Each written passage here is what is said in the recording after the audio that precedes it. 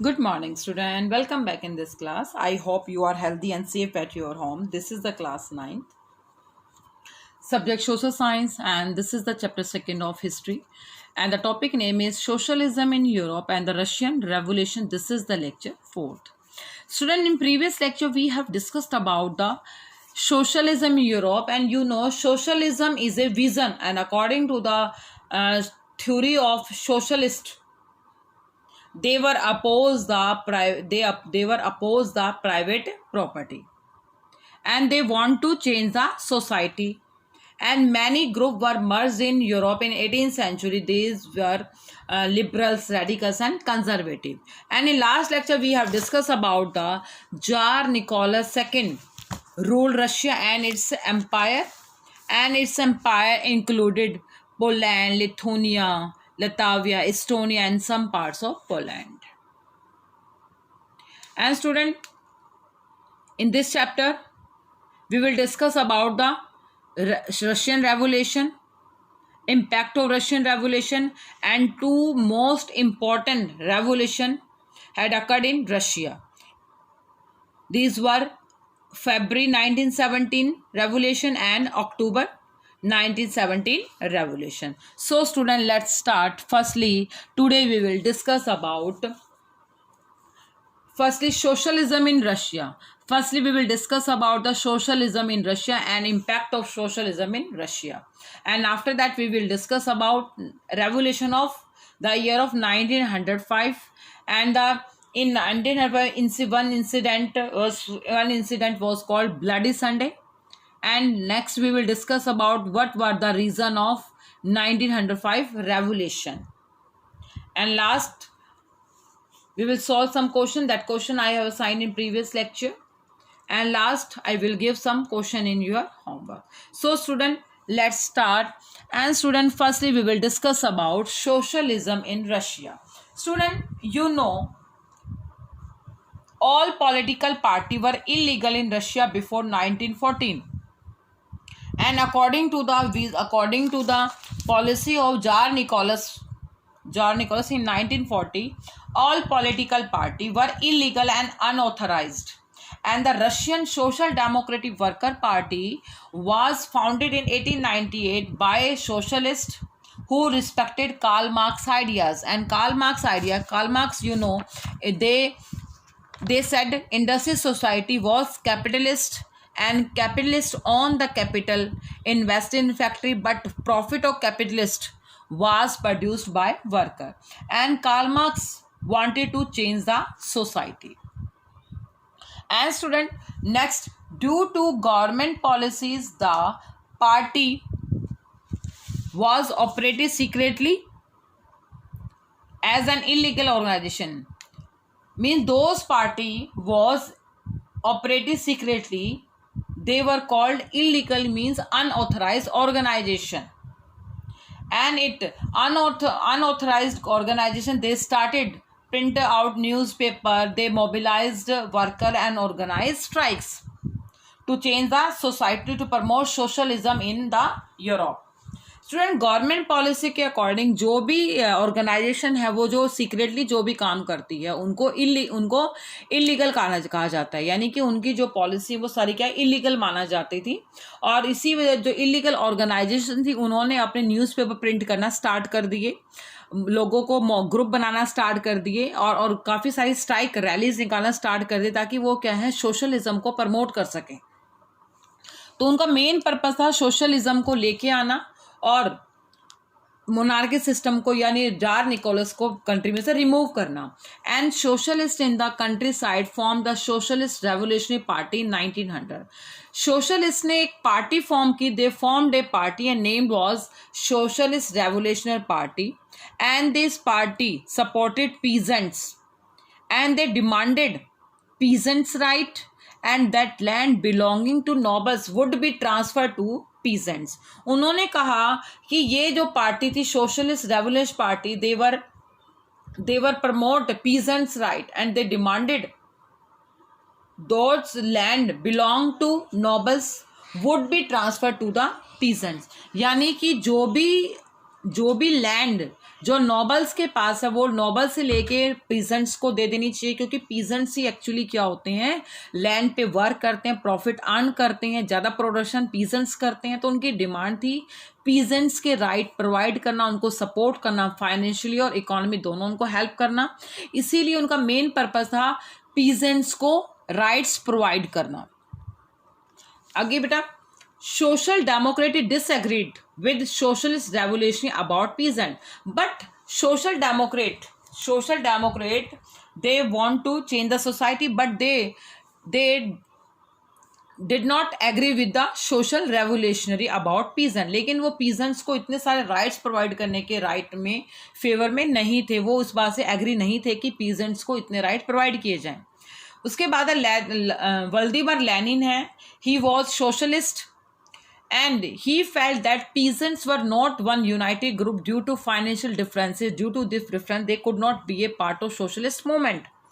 कहते हैं Vladimir Lenin कहते हैं कि वो भी एक सोशलिस्ट थे रशिया में। उन्होंने रखा कि पीजेंट्स है, पीजेंट्स में भी बहुत सारे ग्रुप बने हुए, rich peasant and poor peasant, और ग्रुप होने की वजह से, इसी वजह से वो कोई मूवमेंट उनका क्या सक्सेस नहीं हो पाया, क्योंकि जब ग्रुप हो जाते हैं तो उनमें डिफरेंशिएट आने की वजह से, यूनिटी ना होने की वजह से वो किसी भी सोशल मूवमेंट को सक्सेस नहीं कर पाए, और इसी वजह से उनको अपने राइट्स अभी तक नहीं मिल पाए, according to the theory of Vladimir Lenin.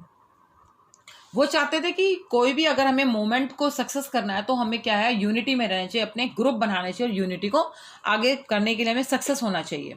And the social democratic party was later divide into two wings, the Bolshevik and the Menshevik. और बाद में बेटा सोशल डेमोक्रेटिक है, बाद में अलग अलग ग्रुप में क्या होगी, डिवाइड होगी, वहां पे अलग अलग बात को सपोर्ट करने वाले बहुत हैं।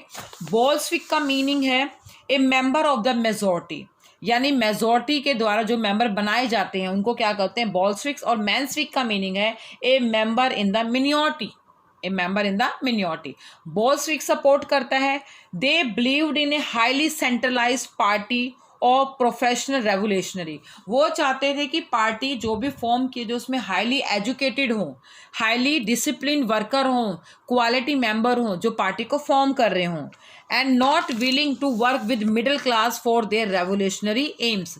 वो मिडिल क्लास के साथ कोई भी वर्क नहीं करना चाहते थे, उनका मेन पर्पस था पीजेंट्स को हेल्प करना, इसलिए उन्होंने अपना एक अलग ग्रुप बनाया था। ओके, इसके अलावा जो मेंशेविक था वो चाहते थे equal right, they provided equal rights to all citizen and they wanted party to be open to all. वो कहते थे कि ये पार्टी में सभी के लिए राइट्स है, हर पर्सन इसमें आ सकता है। And they believed in more democratic party structure that allow disagreements, they willing to work with middle class for their revolutionary ends. वो चाहते थे कि हमारी पार्टी में सभी तरह के पर्सन्स आए, सभी के को इक्वल राइट्स मिले। लेकिन बोल्शेविक चाहता था कि हमारे यहाँ केवल हाईली क्वालिफाइड, हाईली जो स्ट्रॉन्ग पर्सन, स्ट्रॉन्ग क्लास है, वही उन्हीं के मेंबर हमारी पार्टी में क्या होने चाहिए, ज्वाइन होने चाहिए, कि हमारी पार्टी क्या हो सके, अच्छी सक्सेस हो सके। तो ये दो विजन थे जो आपके 19th सेंचुरी में यूरोप में हो गए थे, बोल्शेविक एंड मेंशेविक। बोल्शेविक में मेजोरिटी को मानते थे और वो मिनॉरिटी को सपोर्ट करते थे। नेक्स्ट है बेटा the 1905 revolution and it's also called the condition of Russia was uncertain in 1905 revolution. Firstly, in the beginning of 20th century, Russia was still an autocracy and the Tsar Nicholas II was not responsible for the parliament. इसमें जो है autocrat है, जो Russia का जो राजा है czar Nicholas was an autocracy and they did not believe in parliament and they were not responsible to the parliament and they did not answerable to the parliament. वो किसी भी जिम्मेवारी के लिए क्या है, किसी भी जिम्मेवारी नहीं लेता, किसी को भी राइट्स प्रोवाइड नहीं करता, ऑटोक्रेसी रूल था, किसी से कोई डिस्कशन नहीं करता था, सभी लोगों को क्या कंट्रोल करता रहता, सारे जो पावर थी वो जार निकोलस के पास थी, जो रशिया के किंग थे, सारी पावर उनके हाथ में थी और वो पार्लियामेंट के लिए भी कोई रिस्पॉन्सिबल नहीं थे। तो इसी वजह से जो क्या था, during revolution of the 1905 liberals wanted to end this state of affair. और इसी सिस्टम को लिबरल्स जो थे, liberals those those person who wanted to change the society, जो सोसाइटी को चेंज करना चाहते थे, तो उनका मेन पर्पस था जार निकोलस की पावर को खत्म करना। इसी वजह से they joined hands with social democratic and socialist revolutionary work with peasant and worker to demand a constitution. अपनी बात को सक्सेस करने के लिए, रेवोल्यूशन लाने के लिए उन्होंने क्या किया, सोशल डेमोक्रेट्स के साथ हाथ मिलाया और उन्होंने सोशलिस्ट वर्कर जो थे, पीजेंट्स के लिए जो वर्क काम कर रहे थे और जो वर्कर जो कॉन्स्टिट्यूशन की डिमांड रखते थे, उन्होंने सबने मिलके अपना एक डिमांड रखी कि रेवोल्यूशन के लिए जार निकोलस को कैसे कंट्री में से रिमूव किया जाए। इसलिए उन्होंने बहुत सारे क्या करे, ग्रुप बनाना स्टार्ट कर दिया। नेक्स्ट है बेटा, they were supported in the Russian empire by nationalist and the Muslim dominate area by Jadidis who wanted modern Islam to lead their society। Jadidis कौन होते हैं, जो इस्लाम धर्म को मॉडर्न बनाना चाहते हैं। दे मॉडर्नाइज द सोसाइटी, उनका मेन पर्पस है मुस्लिम सिस्टम को मॉडर्न करना। और उन्होंने भी क्या है, रशिया में जो नेशनलिस्ट थे उन्होंने भी क्या, लिबरल्स को मोटिवेट किया, लिबरल्स को सपोर्ट किया कि कंट्री में से मोनार्की सिस्टम को कैसे रिमूव करना है। इसलिए उन्होंने क्या किया, उनके साथ मिलके ग्रुप बनाना स्टार्ट कर दिया। उनका मेन पर्पस था जार निकोलस को उनकी पावर से हटाना, रेवोल्यूशन अकड़ करना। एक सेकेंड रीजन जो थे इन 1905, जो रीज़न थे बेटा, एक तो रीज़न होते हैं कि एक तो जार निकोलस का जो रूल थे वो ऑटोक्रेसी थे, जिसकी वजह से लोग उनसे बहुत ज़्यादा परेशान थे, इसी वजह से हटाना चाहते थे। सेकंड जो रीज़न है, in 1904 prices of essential goods rose so quickly the real wages of the worker decline by 20, कि 1904 में जो एसेंशियल गुड्स है, यानी जो नीड्स गुड्स हैं, हमारे डेली यूजेस की गुड्स हैं, उनके रेट बहुत ज़्यादा हाई हो गए थे। और हाई रेट होने की वजह से वर्कर की जो इनकम थी वो बहुत ज़्यादा डिक्लाइन हो गई थी। 20% क्या, और डिक्लाइन हो गई थी। रियल वेजेस क्या, और डिक्लाइन हो गए। अब देखिए बेटा, पहले आपकी इनकम 100 थी, अब भी क्या है, 100 है। लेकिन पहले जो थिंग कोई भी हम कोई भी चीज़ लेते हैं, वो अगर पहले 50 रुपीज़ की आते तो 50 रुपीज़ हमारे पास क्या होते थे, बैलेंस रहते थे, हमारे पास वो सेविंग होती थी। लेकिन वही अगर हमारी वो थिंग 100 की है आती थी पहले, वो अब क्या होने लगी है, ये 100 पहले 50 की आती थी, अब 70 की आती है। तो 100 में 70 हमारे क्या हो गए, एक्सपेंड हो गए। तो 30 हमारे पास क्या रहे, सेविंग रहे। लेकिन पहले हमारी सेविंग होती थी 50, अब हमारी होगी सेविंग 30। तो रियल वेजेस क्या हो गए, कम हो गए ना। तो जिसकी वजह से जो वर्कर की जो कंडीशन थी बहुत ज़्यादा पुअर हो गई थी। और उसके बाद एक और इंसिडेंट हुआ, 4 मेंबर ऑफ पटलिव आयरन वर्क्स, एक आयरन वर्क्स थे सेंट पीटर्सबर्ग में, एक आयरन फैक्ट्री थी, जहाँ पे 4 मेंबर्स को वहाँ से डिसमिस कर दिया। इंडस्ट्रियल, वहाँ पे क्या, इंडस्ट्रियल एरिया में वहाँ पे पटलिव आयरन वर्क्स था, जहाँ पे 4 मेंबर्स को उनको कंपनी में से क्या, इंडस्ट्रियल एरिया में से निकाल दिया था। और उसी वजह से इंडस्ट्रियल की वहाँ पे को डिसमिस करने की वजह से बहुत सारे वर्कर्स ने सेंट पीटर्सबर्ग में स्ट्राइक करना स्टार्ट कर दिया। And they went on strike demanding a reduction in working hours and increase in wages and improvement in working condition। वो उनका they demanded to change the working condition, the reduction in working hours and increase in wages, and they wanted to improving the in working condition of labor। इसीलिए उन्हें strike करना start कर दिया और उनका main purpose था working condition को improve करना, वर्किंग आवर्स को कम करना, ओके, और वेजेस को इम्प्रूव करना। इसीलिए उन्होंने क्या कर दिया, रेवोल्यूशन करना स्टार्ट कर दिया। और उसी के बीच में बेटा एक इंसिडेंट हुआ, उस इंसिडेंट को कहा जाता ब्लडी संडे, क्योंकि ये संडे जो हुआ था, वो जो भी ये ब्लडी संडे यानी जो रेवोल्यूशन हुई थी वो संडे को हुई थी, इसलिए इसको नाम से जाना जाता bloody Sunday. On a Sunday of the year 1905 the procession of worker led by Father Gapon reached the winter palace of the Tsar in order to present a petition. However, they were attacked by police and Cossacks. उसके बाद student क्या हुआ, on the अपनी demand को fulfil करने के लिए बहुत सारे वर्कर्स ने लमसम 300 to 400 मेंबर्स से मिलके क्या किया, एक रैलीज निकालना स्टार्ट कर दिया। और रैलीज को जो लीड कर रहा था वो था जो चर्च के जो हेड थे, फादर गैपॉन, जो चर्च के हेड थे, उनको लीड कर रहे थे कि हाँ हमें अपनी डिमांड को फुलफिल कैसे करना है।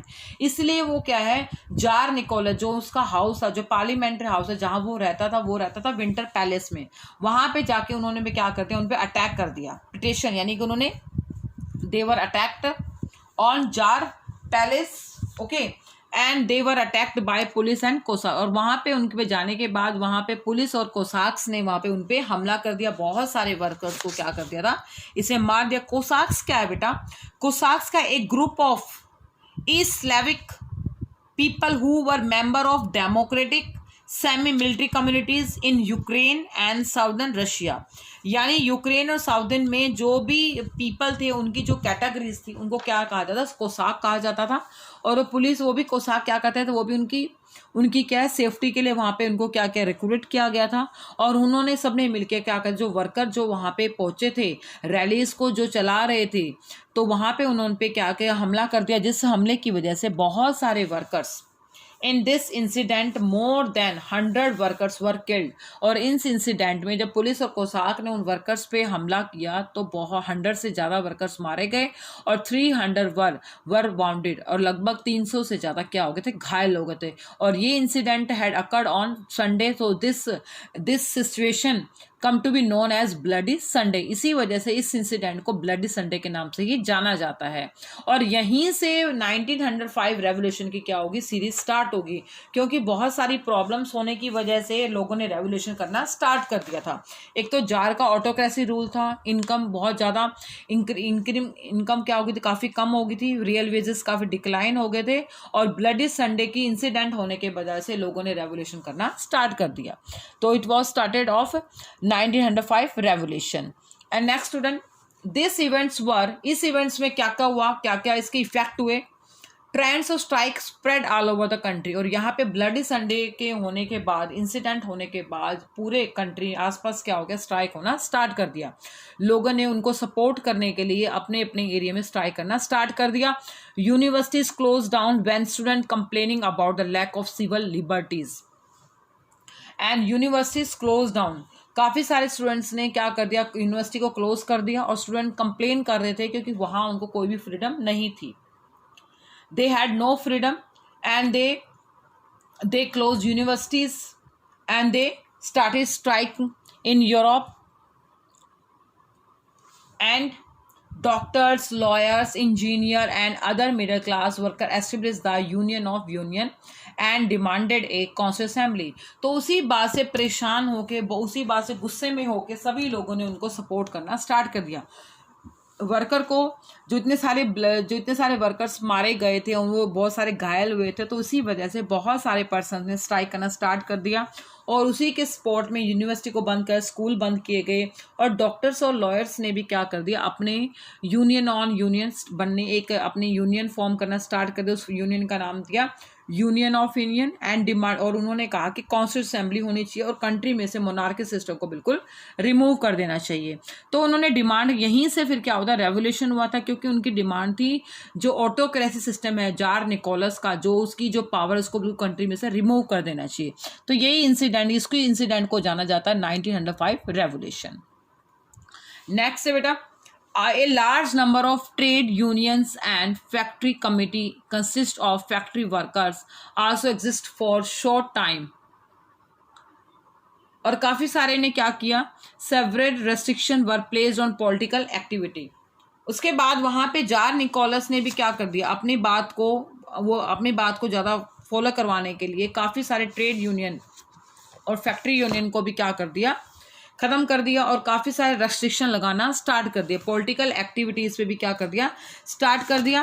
पॉलिटिकल एक्टिविटी को उन्होंने स्टार्ट कर दिया, और बहुत सारे ट्रेड यूनियंस थी, और जो थी उनको भी क्या कर दिया, उनको भी क्या इलीगल अनाउंस कर दिया।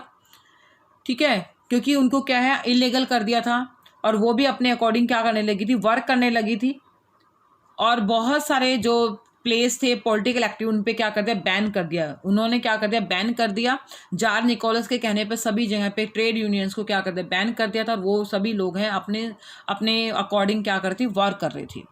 नेक्स्ट है बेटा, रिएक्शन ऑफ द जार। उसके बाद इंसिडेंट होने के बाद जार निकोलस का क्या रिएक्शन था, reaction of the czar Nicholas second. During the 1905 revolution the czar allowed the creation. उसके बाद प्रेशराइज होके जार निकोलस को रियलाइज हुआ कि ठीक है, उसने परमिशन दी। Tsar allowed the creation of an elected consultative parliament और डूमा।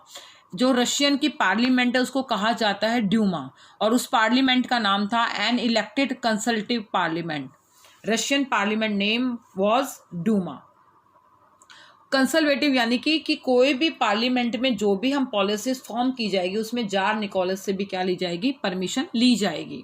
यानी सारी पावर जार निकोलस के पास ना रह के बल्कि पार्लियामेंट के पास भी थी, लेकिन वो थी कंसर्वेटिव, यानी कि जो भी रूल रेगुलेशन बनाए जाएंगे उसमें क्या है, जार के साथ भी क्या लिया जाएगी, डिस्कशन किया जाएगा। क्योंकि वो सारी पावर क्या है लोगों को नहीं देना चाहता था, डूमा को प्रोवाइड नहीं करना चाहता था। इसी वजह से ही dismiss the first Duma within 75 days and reelected the second Duma within 3 months. इसीलिए उन्होंने अपनी पावर को बनाए रखने के लिए उसने फर्स्ट जो डूमा थी, जो रशियन जो पार्लियामेंट थी, उसको 75 डेज में क्या कर दिया, डिसमिस कर दिया, यानी डिसॉल्व कर दिया। उसने उनकी बात को मानने से मना कर दिया और दोबारा से फिर इलेक्शन करवाएगी। इलेक्शन दोबारा से किए गए, दोबारा से उसके मेंबर बनाए गए, और दोबारा से मेंबर बनाने के बाद भी जो सेकंड जो डूमा बनाएगी थी उसको भी 3 मंथ्स में डिसॉल्व कर दिया गया, क्योंकि वो नहीं चाहता था कि उसकी पावर को क्या कम किया जाए, वो पावर को ज़्यादा बढ़ाना चाहता था। लेकिन प्रेशर में आके उसने क्या है, ठीक है परमिशन दी कि ठीक है कंट्री में कॉन्स्टिट्यूशन असेंबली होनी चाहिए, लेकिन हमें जो भी पार्लियामेंट में जो भी पॉलिसीज बनाई जाएगी उसमें जार से क्या ली जाएगी, परमिशन ली जाएगी। इसीलिए फर्स्ट जो डूमा है वो डिसॉल्व कर दी 75 डेज में, और जो सेकेंड है वो 3 मंथ्स में क्या कर दी, डिसॉल्व कर दी। एंड जो थर्ड जो डूमा बनाएगी, he did not want any questioning of his authority और any reduction in his power, क्योंकि वो नहीं चाहता था कि कोई भी अथॉरिटी उससे क्वेश्चनिंग करे या कोई भी उसकी पावर को क्या करे, कम करे। वो अपनी पावर को ऐसे बनाए रखना चाहता था। ही चेंज द वोटिंग लॉज, और उसने क्या अपनी पावर को इंक्रीज करने के लिए उसने वोटिंग लॉज को क्या कर दिया था, चेंज कर दिया था, और वोटिंग लॉज को चेंज कर दिया था। और अपनी क्या है थर्ड डूमा में जो उसने बनाई, दोबारा जो पार्लियामेंट्री उसने फॉर्म की थी उसको भी, उसमें थर्ड जो डूमा था उसमें सारे जो थे मेंबर थे वो कंजर्वेटिव थे। Conservative politician and liberal and revolutionary were kept out. सारे कंजर्वेटिव पॉलिटिशियन थे और लिबरल्स जो अदर रेवोल्यूशन सबको क्या कर दिया, बाहर कर दिया। कंजर्वेटिव तो वही है, they believed in all things, all thought, and they did not change the society. Third Duma में सारे कंजर्वेटिव थे, वो नहीं चाहते थे कि कंट्री को चेंज करना। इसलिए जार निकोलस ने ऐसे पर्सन को पॉलिटिकल पावर दी, पार्लियामेंट्री मेंबर बनाया जो उसके कंट्रोल में रह के क्या करेंगे, काम करेंगे। और उसने डूमा में क्या है लिबरल्स और रेवोल्यूशनरी को क्या कर दिया, बाहर कर दिया था। कोई भी मेंबर लिबरल्स और रेवोल्यूशनरी का उसके अंदर इंक्लूड नहीं था, क्योंकि George Nicholas did not want any reduction in his power. वो नहीं चाहता था उसकी पावर को बिल्कुल कंट्री में से रिमूव कर दिया जाए। अपनी पावर को सपोर्ट करने के लिए उसने क्या किया, इतना बड़ा वोटिंग लॉस में चेंज किया, डूमा को चेंज किया। फर्स्ट डूमा 75 डेज में क्या होगी, ख़त्म कर देगी, सेकेंड फिर 3 मंथ्स में, और जो थर्ड जो डूमा बनाएगी उसमें सारे कंजर्वेटिव थे, और जो कंजर्वेटिव थे वो कंट्रोल किसके द्वारा थे, जार निकोलस के द्वारा। तो ये जो कंडीशन थी वो भी थी, वो 1905 रेवोल्यूशन की थी, और इसी वजह से क्या हुआ था, रेवोल्यूशन हुआ था। और रेवोल्यूशन होने के बाद जो सारी जो 1905 से लेकर 1914 तक की जो सारी पावर थी वो जार निकोलस के पास थी। सारी पावर उसने अपने कंट्रोल में ले ली थी, क्योंकि उसने ड्यूमा कर दी थी, और ड्यूमा उसके अकॉर्डिंग क्या करती थी, काम करती थी। अब 1914 के बाद देखिए बेटा, फर्स्ट वर्ल्ड वार अकर्ड हुआ 1914, Russian empire. In 1914, the first world war started between two European allies. Europe के 2 ग्रुप्स बने हुए थे। एक ग्रुप था, एक ग्रुप को नाम कहा जाता है सेंट्रल पावर, जिसमें कौन कौन सी कंट्री आती, जर्मनी, ऑस्ट्रेलिया, तुर्की, जो एक ग्रुप के अंडर थे, जिनको कहा जाता है सेंट्रल पावर। और जो सेकंड ग्रुप था उसके अंदर आता है फ्रांस, ब्रिटेन एंड रशिया, और बाद में इस ग्रुप में इटली और रोमानिया भी क्या हो गया था, इंक्लूड हो गया था। तो जो फर्स्ट वर्ल्ड वार हुआ था बेटा, वो हुआ था 1914 टू 1919 के बीच में।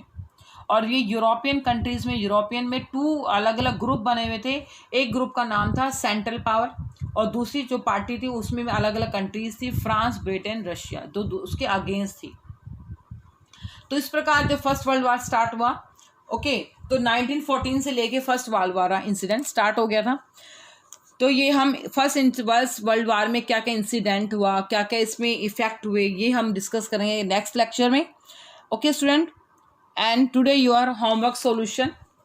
Question number 1, how were socialist parties formed in various parts of the world?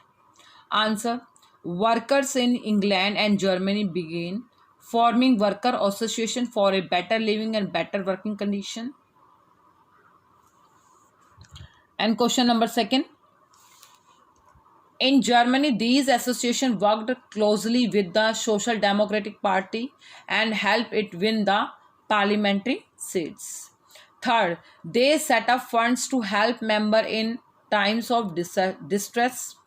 And in 1905, socialists and trade unions formed a Labour Party in Britain and Socialist Party in France. Question number second. What was the main occupation of Russians? About 85% of the Russian Empire population earned their living from agriculture. Means they totally dependent on agriculture. And question number third. Who were Bolsheviks? It was a political organization led by Vladimir Lenin, who thought that in repressive society like Tsarist Russia, the party should be disciplined and should control the number and quality of its members. He believed in a socialist concept. Explain the economic condition of worker before the Russian Revolution. Most of the industries were the private property of the industrialist, and most of the workers were working for about 10 and 12 work hours in a day, and they were paid very low wages, and the working conditions were also very poor. Women workers made up of about 31% of the factory labor, but they were paid less than men. And question number 5. Who was ruling over Russia when the Russian Revolution took place? Answer is Tsar Nicholas II. Question number 6. What role was played by the Social Revolution Party in 1900 Russia? These parties struggled for peasants' rights and demanded that land belonging to nobles be transferred to peasants. Okay, and all question done in your fair notebook. And today your homework, student, do following question. Question number 1. Which incident was the immediate cause of 1905 revolution in Russia? What were its consequences? Question number 2. What was the Duma? Third, when did the First World War break out? And distinction between socialism and capitalism. Next question. A communist society was the natural society of the future. Explain it. Question number 6. Name the countries that formed Allied power in World War I. And question number 7. How did the revolutionaries originate in the year 1815? Okay, student, and all question done in your fair notebook. Thank you.